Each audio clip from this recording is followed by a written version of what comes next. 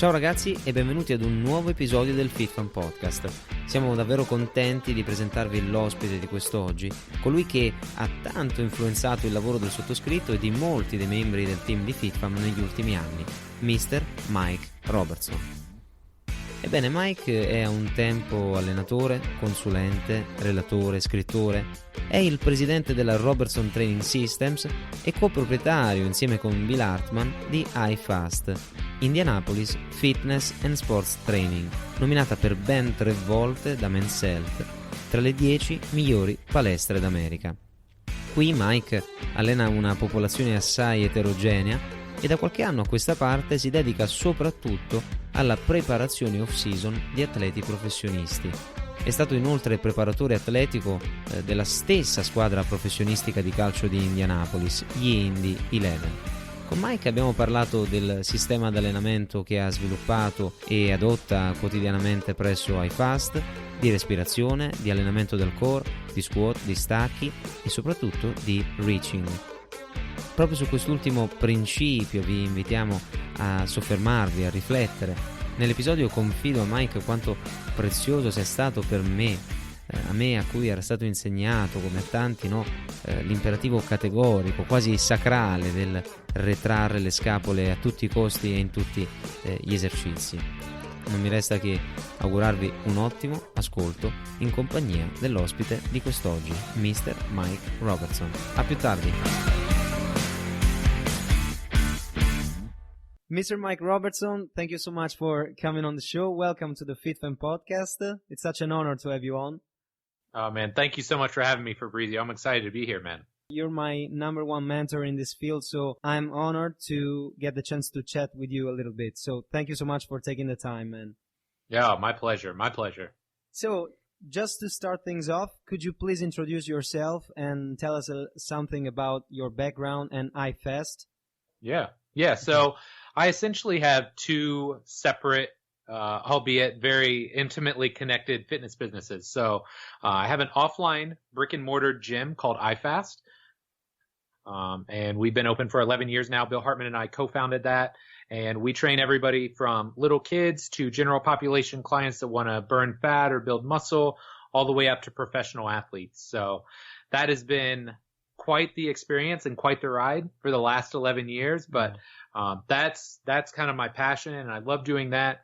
But I also have this feeling that I'm meant to help educate and move our industry forward. And so that's why I created Robertson Training Systems. And that is basically my online consulting platform. And there I create content, whether it's articles, videos, podcasts. I create continuing education materials for other trainers and coaches. So I've kind of got this double life. You know, I've got the gym, and it's working with people in the flesh and coaching and doing all the things that I talk about. And then Robertson Training Systems is a way for me to coach and interact and work with people such as yourself. And I mean, that's the beauty of the age that we live in now. Geography doesn't bind us. So it's great to have those clients and gives me those reps working at the gym, but I love the continuing education side. So that's what I do in a nutshell. Yeah, and I'm a long time student of yours. Look at what I got here. Yes, man. Physical Prep 101. Yeah, man. That's Physical Prep 101 for the listeners, which is a great product that Mike put out a few years back. Yeah. So, Mike, I just wanted to know who came up with the name IFAST, because this is the coolest name ever. I mean, well, look, if we have to give credit where credit's due, Alan Cosgrove was actually the one that started with FAST, and the fitness and sports training side of it. And I think they might have called it Cosgrove Fast or Cosgrove Training, something like that. But when Bill and I opened, you know, we were into the fitness, but we always wanted the sports performance side. So we love the fitness and sports training. And it just so happened that Indianapolis would have been the first letter. So I got to give credit to Alan, but Bill was the one that's kind of like, what do we call it? IFAST for short. And I'm, oh yeah, that sounds so cool. Yeah, that's perfect. Yeah. And I would love to give a big shout out to Lance Goicke, Ty Terrell, Jay Chung. I mean, Bill Hartman, of course. I mean, I've been part of IFAST University, and these guys taught me so much throughout the years. So thank you guys at IFAST. Yeah, man. Great people. That's one thing that I think Bill and I get a lot of credit because we're the owners and we may be the faces of the business, but we've had some amazing people that have worked for us over the years, for sure. Mike, I would love if you could talk us through the system that you developed and implement at IFAST, which is the R7. Yep. Once again, great formula there. So the R7 system is basically something that Bill Hartman, Eric Otter, and myself started coming up with because, around 2012, we'd been open 4 or 5 years now. And if you know anything about Bill and I, we are technicians at heart. We love the training side. We love physiology and biomechanics and anatomy. But, sometimes that's hard to relate some of that stuff and the things that make sense to us to an end user or a young athlete or somebody that just wants to lose 20 pounds of weight. So we started sitting down, and what we tried to do was come up with terminology in our programming that made sense to anybody. And so I'll give you an example. If you came into IFAST in 2008, it was either Bill or myself writing your programs. It was only us two. And the first thing on your workout was soft tissue mobilization. And to guys like us that are in the industry, you may say, oh, well, that's foam rolling. But if you're a 30-year-old mom that's never worked out before or just started working out, she has no idea what soft tissue mobilization is. I would be scared. Yeah, it sounds scary, right? Yeah. So that's what we were trying to do. We tried to come up with terms that would help create almost an emotional response with our clients and our athletes. So instead of soft tissue mobilization, R1 became release. Right. Yeah. So, okay. Yeah, I remember release. I get on this roller thing and it hurts for a minute or two, but when I stand up, I feel like I've got a little bit more range of motion and maybe my knee doesn't hurt anymore. And so our goal was to create some word for each one of these steps in a workout. And it just so happened we had 7 steps. So we had 7 R's. So we started with release and foam rolling, reset, which is breathing exercises or corrective exercises. R3 was our readiness, our warm-up. R4 was our reactive, so any kind of speed, power, agility training. R5 was our resistance, right, our strength training component. R6 was resiliency. It was originally called regenerate. I don't know if you remember that, but we actually moved it to resiliency because a friend of mine, Donnell Boucher, who's a strength coach at the Citadel, was like, I like this term better, and so I stole it from him. So I got to give him credit for that. And then the final R was recovery. And so what this allowed us to do was twofold. Number one, it gave people a better understanding of what are we doing at each section of this workout, right? Why do we foam roll? Well, we release. We try and loosen the body up. We do a reset to help improve the body's movement, right? To optimize our body position. So it not only did that, but it also gave us a framework as coaches that we could all share. Because all of us have different backgrounds. All of us have different experiences, different things that we prioritize. So by following this system, it allowed us to have this really kind of cohesive language across all of our team members. And so it's been really cool to see that morph and evolve outside of IFAST to literally, facilities across the globe and everything from, your Gen Pop fat loss facilities to high performance teams and sports teams. So it's been really cool to watch that evolution over the years. Yeah, plus my work as a coach got so much easier when I began implementing that kind of approach. So thank you, because that's so effective yet so simple, straight to the point. I mean, and that's the goal, right? Yeah. You want it to be simple, but you need structure. And I find a lot of coaches, when they struggle, especially early on, it's because they don't have a structure to work within. So if you give them a structure, you give them a framework, it makes your program design so much easier. Yeah, that's a great way to systematize things, definitely. So thank you. Now, let's get into the ultimate reset, Mike, breathing. So breathing, is all the rage nowadays. Yeah. We went from not paying attention at all to breathing to probably being overly concerned with it. And the pendulum always swings from one extreme to the other. So, we took diaphragmatic breathing to the extreme. What happened? Yep. Yeah. Well, it's such a great question. And it's something that, a lot of our clients, they'll be like, oh, well, I'm breathing just fine. I'm still alive. Yeah. Right. And so what people fail to understand is that breathing is our most fundamental movement pattern.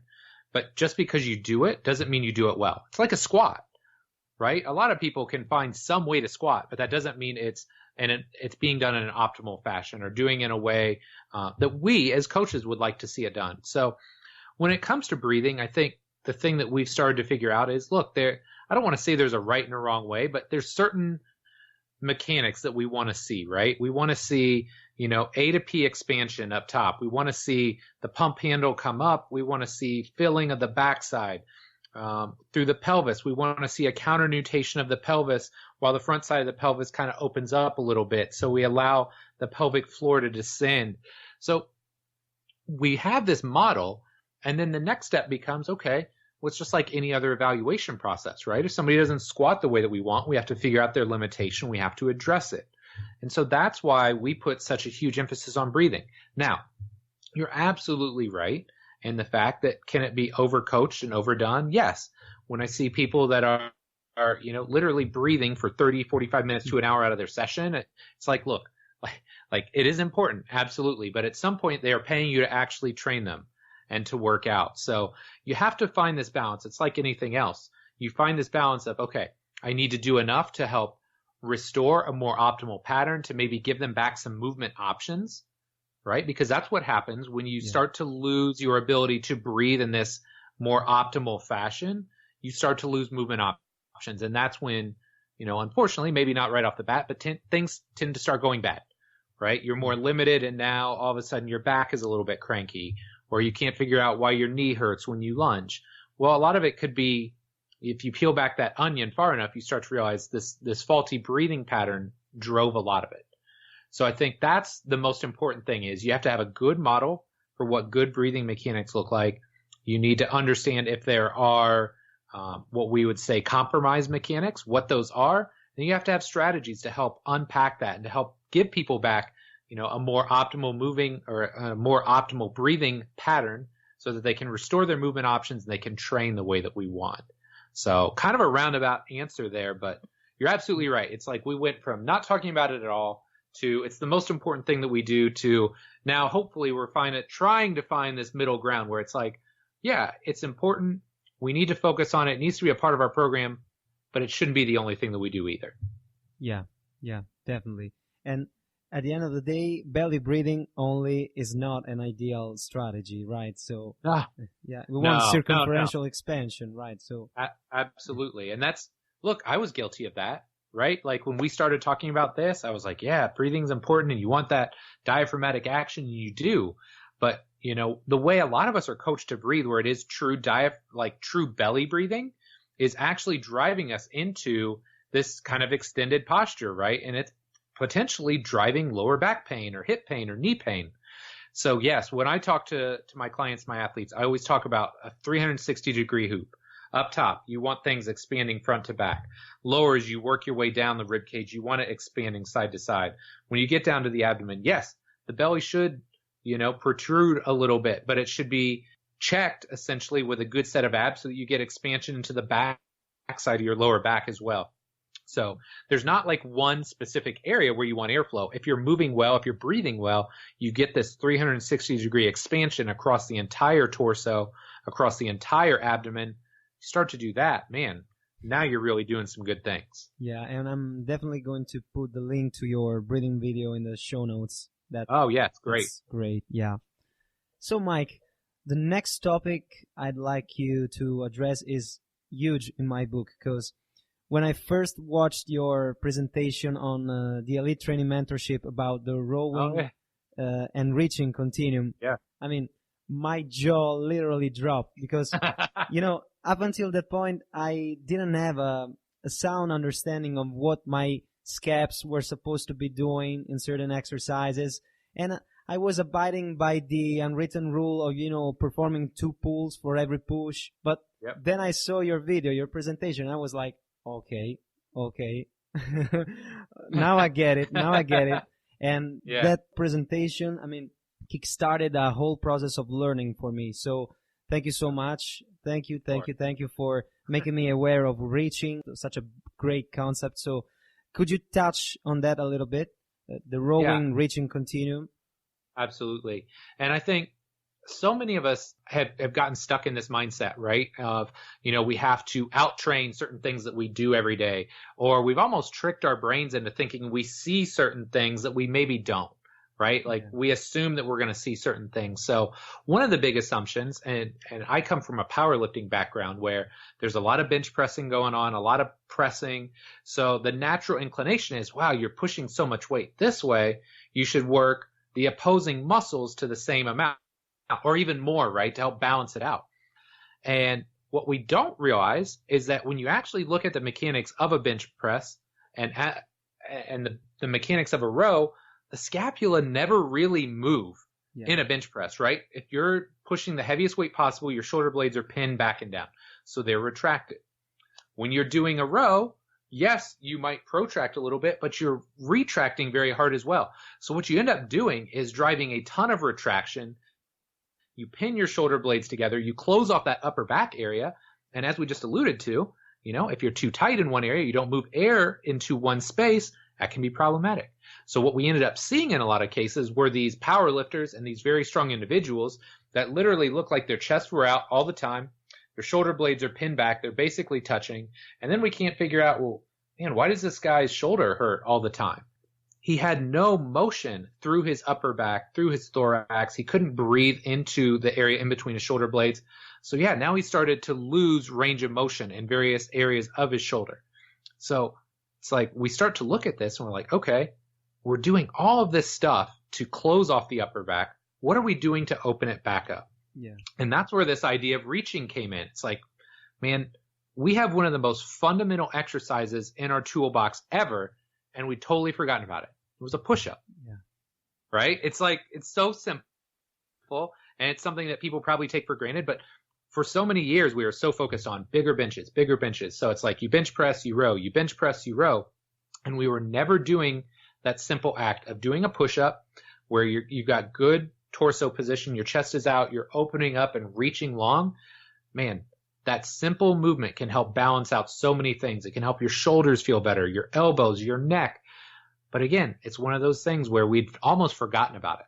We'd gotten so focused on building strength, about building structural balance around the shoulder. And in a lot of cases, we were overthinking it. You add push-ups back in, and it's amazing how much better people feel. Yeah, reaching was a game changer for me, definitely. I mean, you taught me how to perform a proper push-up. Up until that point, I would have my scaps stuck together, adducted. Yeah. I mean, that was so uncomfortable. Right? Yeah. That's how we were taught. And people took the rules that applied to a bench press where your shoulder blades are pinned, they're back and down, they're up against an immovable object, right? And we tried to take those same rules and apply it to a closed chain environment where, now our hands are in contact with the floor, but our shoulder blades and our scapula can move. Yeah. So we were trying to, again, overthink things, but we were taking the rules of a totally different exercise and trying to apply it to a push-up, and it just didn't work. So when we started to take the push-up for what it was and use it for the benefits that it could provide us, now it's like, man, this really basic exercise can have a profound impact on how we move and how we feel. And I mean, the breathing push-ups that you show in your videos is truly something else. I mean, you guys. It doesn't look hard, right? Wow. It doesn't look hard, but you do it. It's a totally different ballgame. Yeah, definitely, Mike. But what about the overly kyphotic client? How do you go about implementing reaching with this kind of population? I mean, yeah, and this is where too. Sometimes I think we've overthought things, and somebody that is truly kyphotic, they're going to be stiff through their thorax, yes, and yes, they're probably still going to need some element of reaching, but they're going to need an opening of the chest walls as well. So it's like, can a reach play a part of making sure that their shoulder blades move and that everything feels good and driving air into the upper back? Yes. But what happens is we also have to think about how do we open up the front? And that's where, we can use some bodybuilding-ish exercises to do that. So I don't know if you remember way back in the day, Christian Thibodeau wrote a book, like the Black Book of Training Secrets. And then he had a second one. I don't remember the title of it, but he talked about eccentric quasi-isometrics. Right? So he talked about like these isometric holds.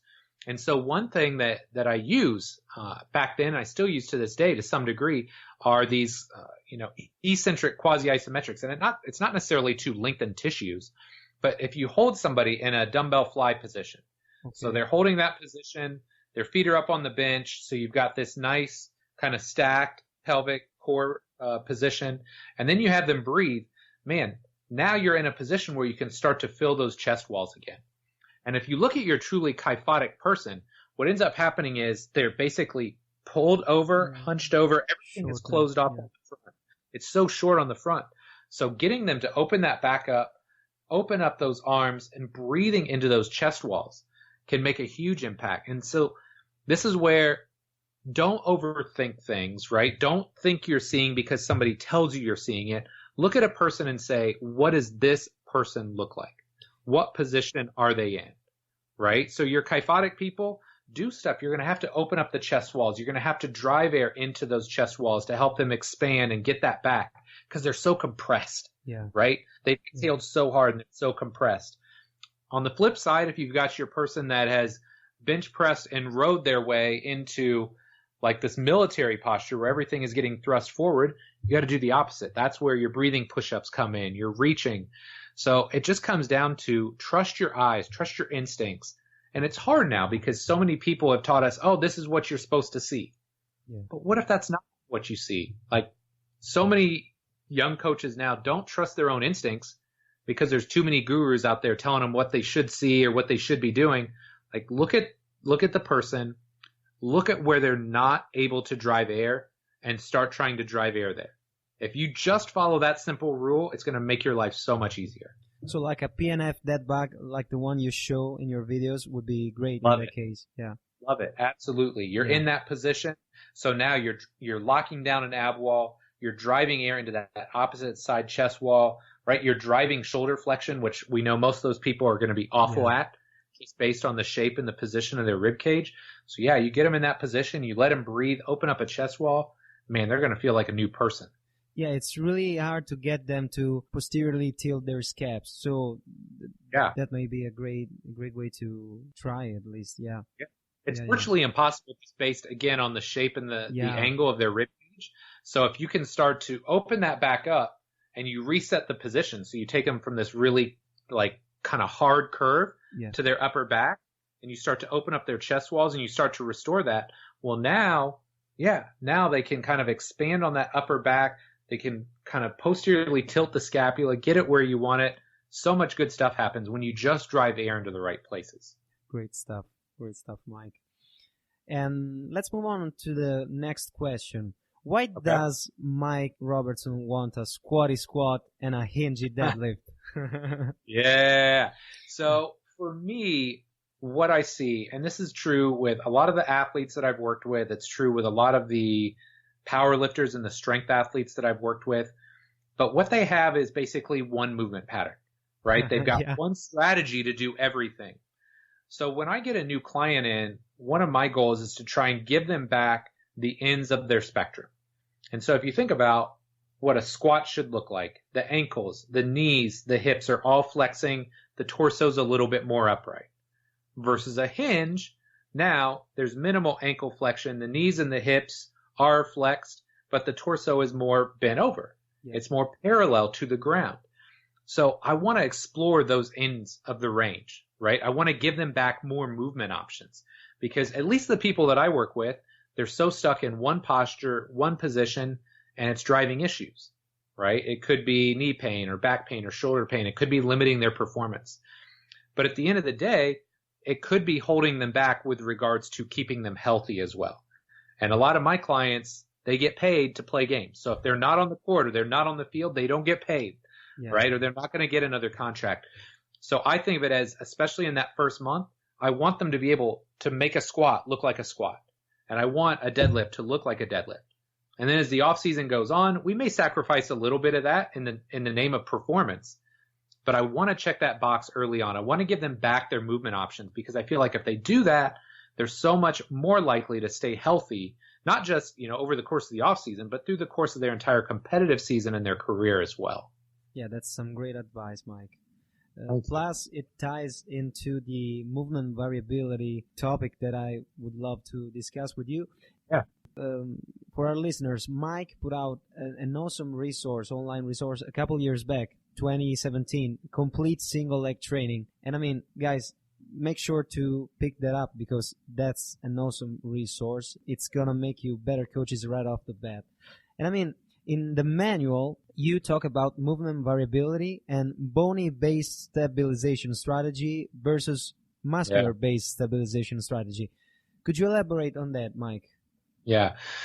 I'll use an example because I think that'll help people better understand. So when I think of a bony-based stabilization strategy, that's somebody that is using bones or joints to create compressive forces and to create an excessive amount of stability, right? Or to create an amount of stability that meets the demands of whatever it is they're doing. So let's use a power lifter for an example. And if you've ever been coached by a power lifter, and I was a power lifter for a long period of time, the way a lot of them will teach you how to squat is you set your feet up very wide, right? So you're basically pushing your femurs into your hip sockets. You're going to arch very hard. So you're going to compress your vertebrae on the backside, which again makes you very stable. But the downside to that is that it can cause a lot of issues with your joints, right? It's not loading your joint uniformly or evenly. You're compressing certain areas and leaving other areas healthy, for lack of a better term, right? So while you can move very, very heavy weights in those ways or using those strategies, I would argue that it's not the best if you want to perform at a high level for an extended period of time. So for me, I'm always trying to find strategies or methods that allow me to spare my joints. So instead of using bony compression, right, jamming joints together or jamming joint surfaces together to create stability, I'm going to use muscles to do that. I'm going to try and find a balanced way to do that. So if we took that same squatting example, instead of arching as hard as we can and compressing our vertebrae, I'm going to unlock the system a little bit. So maybe I'm going to have them try and get their rib cage on top of their pelvis.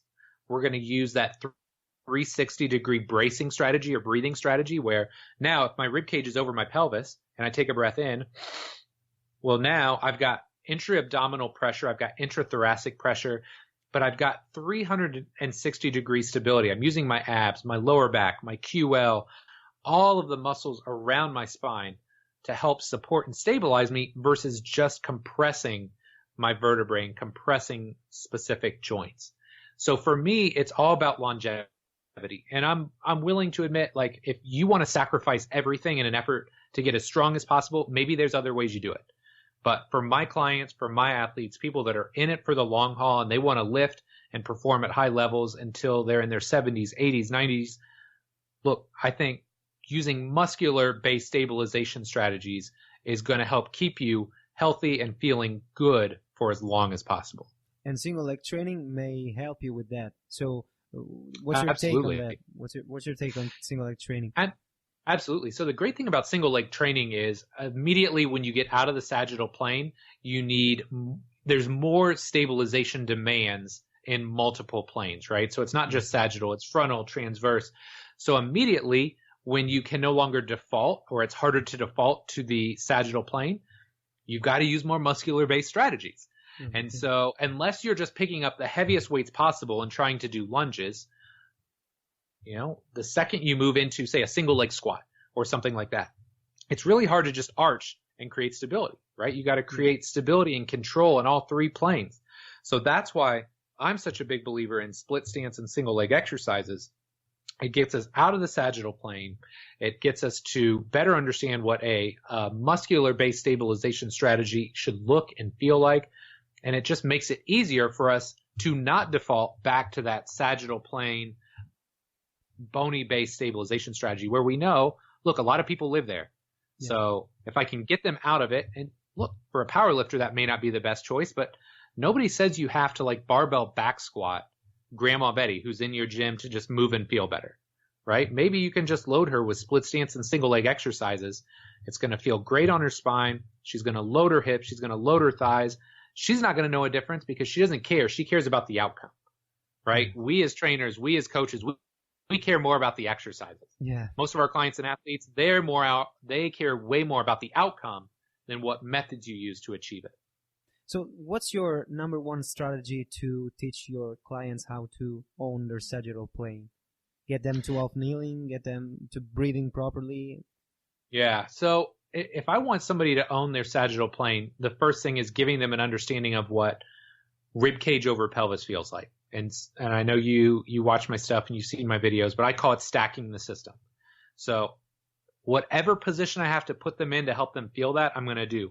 If they can do it in standing, I'm going to start there because I love to make people feel like they're actually working out. That's right. Interesting, yeah. Yeah, so if I can put somebody standing up and we can do, even if it's a plate reaching squat, right? Putting a plate out in front of them, getting them to stack their system, feel their whole foot and squat down. If I can do that day one, that's a win. You know, some people may not be able to do that. So maybe I need to put them on a slant board. Maybe I need to put them on their back, right? A lot of people, they may not be able to get into the position that I want when they're standing up. So maybe I need to put them on their back and give them some basic breathing or core training exercises where, again, they can stack the rib cage on the pelvis. They can feel their abs engaged. They can feel that expansion into the back side of their body. But I have to give them that understanding first. Okay. And once they start to understand that, then I can layer in and I can add more progressively difficult exercises. But at the end of the day, they got to have a context as to what I want first. So there's not like a one-size-fits-all approach. But if I can get it standing, I'm going to start there. If not, I'm just going to unpack it and work them down to worst case scenario. We put them on their back. We give them either like a band or we give them a kettlebell. We get them to breathe in like a hook lying position and just get them to feel, look, this is what breathing should feel like. This is where you want to feel air going. If you can give them that, that's a huge win. Yeah, creating context is key. Yeah, definitely. Huge. So, Mike, let's get into core training. Tell us some of your favorite core exercises. Man, there's too many to name, man. Yeah. It's like I'm just a huge fan of core training in general. And I think a big part of this is the fact that I spent so many years under a barbell. I spent so many years myself using that bony-based stabilization strategy in an effort to move as much weight. And so in my efforts to try and undo that, and get my body back moving the way that I would like for it to, like core training is such a huge piece of the puzzle. And I know a lot of people would say, oh, well, if you just do the big lifts, your core is strong enough. And, you know, that may be true to a point. And if strength is the only lens you're looking through, it could be true. But I don't want just strong enough, right? Like I want good position. I want to be able to lift heavy things, but I also want to be able to have my freedom of movement, my mobility, my athleticism. So that's why for me, like core training is such a huge piece of the puzzle because a lot of people day one don't start in great positions. And I can coax it out of them using the right exercises or the right regressions. But core training is just another avenue that I can use to help reset somebody's position, to help get them moving and feeling better, to help, again, coming back to that word, giving them context as to where I want them to be. And a lot of times, it's hard to think about your core if you're lifting something heavy, right? Even a goblet squat. Reflexively, your core is going to kick on, but it's hard to feel it. So you could use, you know, a push-up to engage a core. You could use a goblet squat to engage a core. But sometimes I want a client or an athlete to feel a core just to feel their core. You know, I want them to feel what those muscles should be doing. I want them to have a better understanding of what those muscles are there to do. And at the end of the day, a big part of it too is sometimes people just want to feel the core because they want to train those muscles, right? And at the end of the day, yes, we want function, but sometimes it's giving clients and athletes what they want. And so sometimes they just need to feel those muscles to say, okay, hey, I said I want core exercise in my workout. I feel core right now, so this guy is doing what I asked. And there comes the bear. That's right. Yes, the bear is a personal favorite of mine just because, you know, I think people assume that planks are easy just because it's a very common exercise. And so in a lot of cases with my athletes, I may not start with a bear or with a plank. I'll start them with a bear because it's a different exercise. Maybe they haven't done it before, and done well, you get a lot of good stuff, right? You open up the upper back, you get the abdominals engaged, and even as little as 30 seconds. Some high level athletes are like, whoa, I have never felt those muscles before. So yeah, the bear is a personal favorite of mine. I love that one.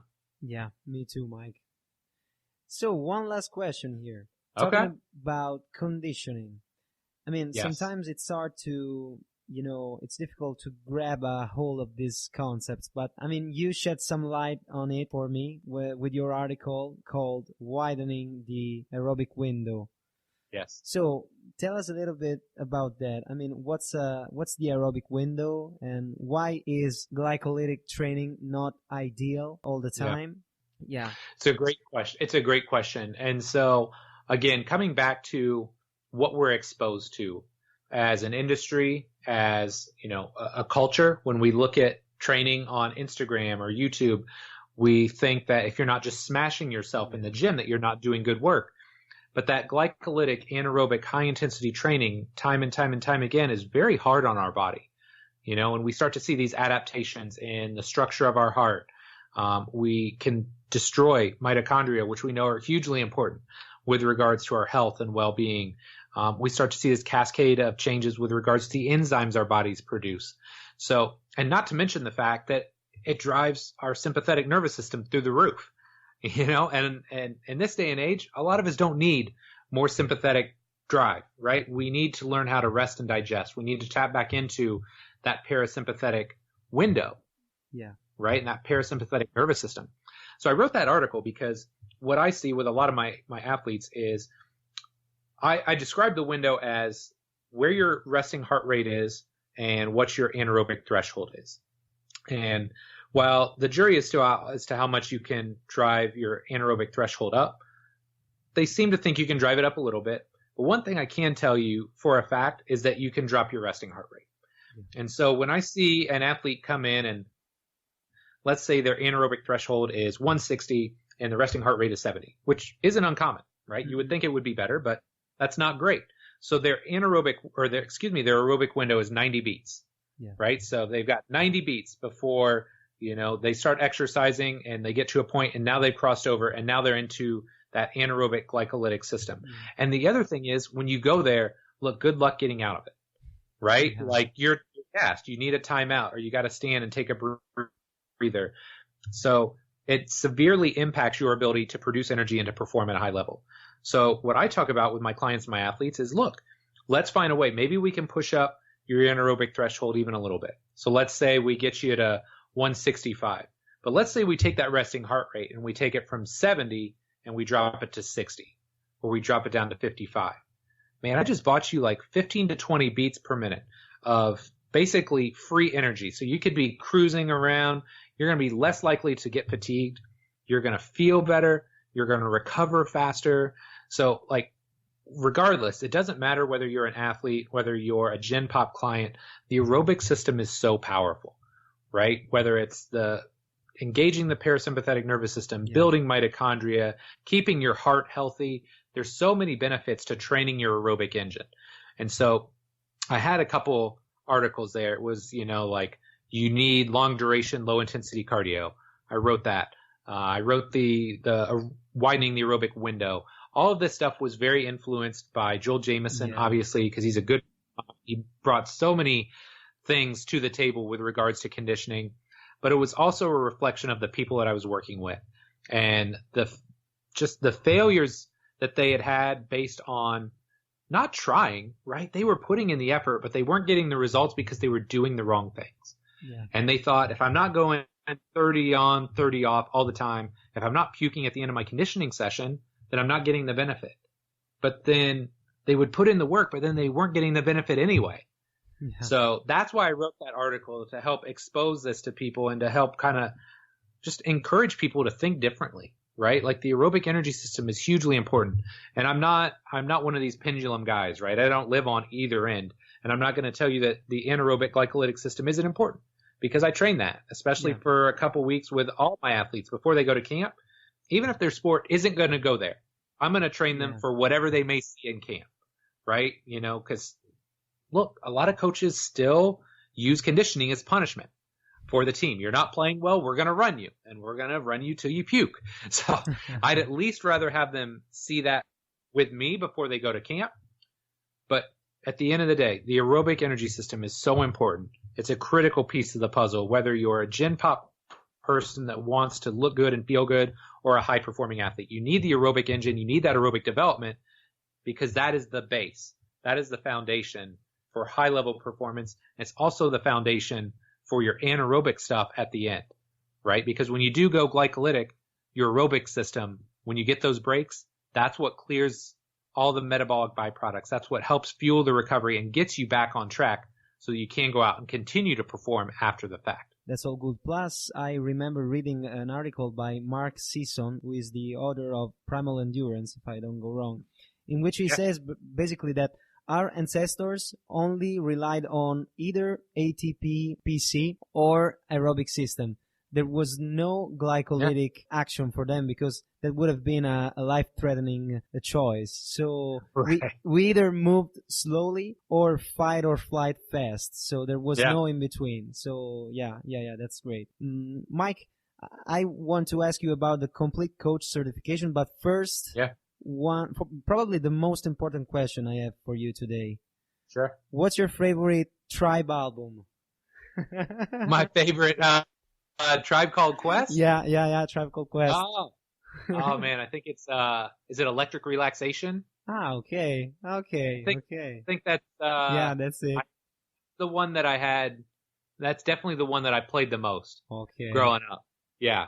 And keep in mind, it wasn't just Tribe. I listened to anything in the 90s. Like I had the 90s hip hop station on when I was training today at the gym. There's nobody else in there. It was magical.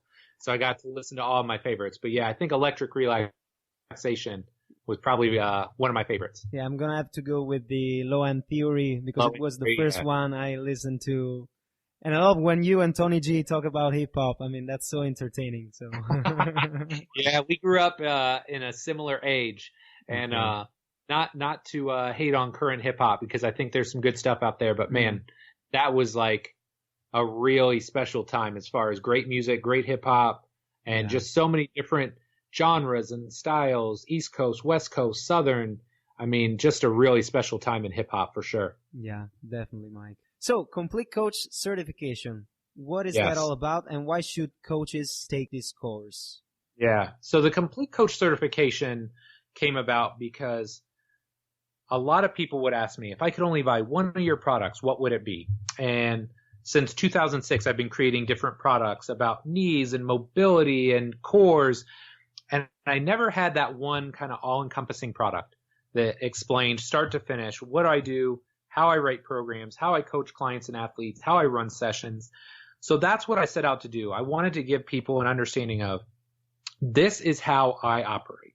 So if you never came to IFAST, if you only lived in Italy and you never made it to the States your whole life, you could watch this course and have a very clear understanding as to how I work with clients and athletes. So that's why I created it, because, I mean, I told you up front, it's a passion of mine to help other trainers and other coaches. And at this point in time, there's no reason not to have access to stuff, right? Mm-hmm. We live in this amazing time where, you know, you can listen to podcasts and watch videos from people across the globe. So that's been a goal of mine. It's like, I want to positively impact over the course of my career 10,000 trainers and coaches. I want to help them understand how we do things. I want to help them get better results. I want to help them not just survive in our industry, but truly thrive. And that means getting better results, living a healthy and happy lifestyle themselves.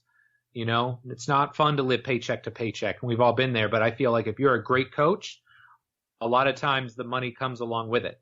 So that's why I created this, to help other trainers and coaches and to give them a better understanding of how we look at movement and how we work with our clients and athletes to get the best possible success. So when is it going to be available again? Yes. Yep. So I only launch it twice a year. Okay. The big benefit of that is I don't have to sell something throughout the year. You know, I'd sell it twice a year. So the next group will open in March of 2020.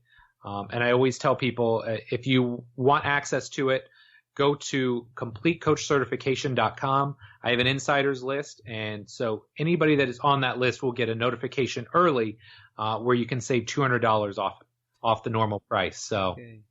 So that's great. And Thomas Gianardito, our mutual friend, I mean, he told me great things about this resource. So that's my guy, man. I've known Tommy for a long time, and it's been cool to watch his success and watch him grow and evolve. Because I remember before he even had a gym, Wow. You know, and he came to, we used to run a course called Diagnosis Fitness.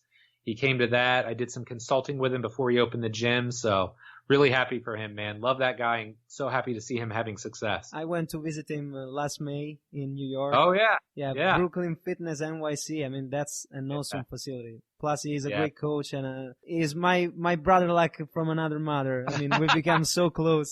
So. Yeah, and he's always making great food. Yeah. Every time I see him on Instagram. He's a great cook. Oh, man. I wish I was there. I want to try some of that food. Yeah. So shout out to Tommaso as well. Yes. So, Mike, where can our listeners find out more about you, about what you got going on? Yeah, absolutely. So I always refer people to two places. We already talked about Complete Coach. Yeah. But maybe you're not ready to think about that yet, or maybe you just want to learn more about me. Go to robertsontrainingsystems.com. There, I mean, look, I've been creating content since 2005, 2006. There's well over 1,000 pieces of content, and everything from articles, podcasts, videos. There's so much free stuff on that website where you can just dive in, especially if you're a young coach or a young trainer. Just what interests you, right? Conditioning, mobility, strength, power. I've written about it, or I've created a video about it. It's all there. So I would just say, go there, check it out, sign up for my newsletter list. I send an email 2 or 3 times a week. It's always content driven, and just dive in, immerse yourself, because I feel like, look, I don't know everything, but if I don't know something, I'm pretty open and honest about it, and I'll let you know. But I do think, you know, I've made enough mistakes to know a few things about what works and what doesn't. So if you want to learn more, go to robertsontrainingsystems.com, dig in. There's so much great free information, and hopefully you'll learn a thing or two along the way. There's not a single day that passes by without me checking out your content, your articles. I mean, going through your DVDs once again. I mean, thanks, man. Thank you, Mike. You've been making me a better coach on a daily basis for all these years. So it's been such an honor to chat with you. So thank you so much for your time. We really appreciate you at FitFam, and please keep up the great work. I mean, I look forward to taking the course, Complete Coach certification, and I'll let you know how it goes. And I'm sure that many more coaches from Italy are gonna dig into your stuff as well. I love it, man. Well, it'll just it'll keep them engaged until I get over there, right? Yeah. It's gonna happen pretty soon. I know, man. So I'm guys, ready. get ready. I'm ready, man. Thanks so much, Fabrizio. I appreciate you, brother. Mike, thank you so much once again. And we definitely keep in touch. Absolutely, okay, man. Let me know if you need anything, okay? Thank you so much. All right, my friend. Have a great day.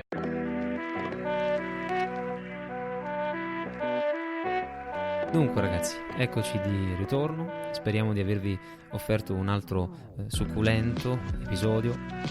Come vi dicevo, Mike è stato ed è tuttora per me il mentore più prezioso. È un po' il filtro attraverso cui setaccio le informazioni in un mondo quale quello del fitness, che alle volte può risultare molto caotico. Ebbene, Mike mi ha insegnato tanto, ad esempio in merito alle meccaniche della respirazione. A tal proposito date, mi raccomando, un'occhiata al video di cui vi ho riportato il link nelle note. E ancora Mike mi ha fatto scoprire che se avessi protratto le mie scapole, non per forza le mie spalle sarebbero esplose, ad esempio. Mi ha fatto capire una volta per tutte che le nostre scapole sono queste strutture naturalmente concave che si adagiano su una spina toracica convessa, e che anzi alle volte l'ostinarsi a ritrarre le nostre scapole a tutti i costi può finire per compromettere il cosiddetto ritmo scapolo-omerale. Che dire, Mike ha realizzato una certificazione online ricchissima in cui sono compresi e trattati nel dettaglio tanti di questi argomenti. Io personalmente conto di sostenerla non appena sarà disponibile il prossimo marzo. Se intendete anche voi prendervi parte, e io ve lo suggerisco caldamente, ragazzi, andate subito su completecoachcertification.com. registrandovi sarete inseriti in una lista la quale poi vi darà diritto ad uno sconto di $200 una volta che la certificazione sarà appunto disponibile il prossimo marzo. Come sempre vi ricordo che sul sito di Perform Better Europe, digitando il codice promo FITFAM-IT, usufruirete del 10% di sconto sulla vostra spesa. Un caro saluto da noi di FitFam e a presto col prossimo episodio del FitFam Podcast. Ciao ragazzi!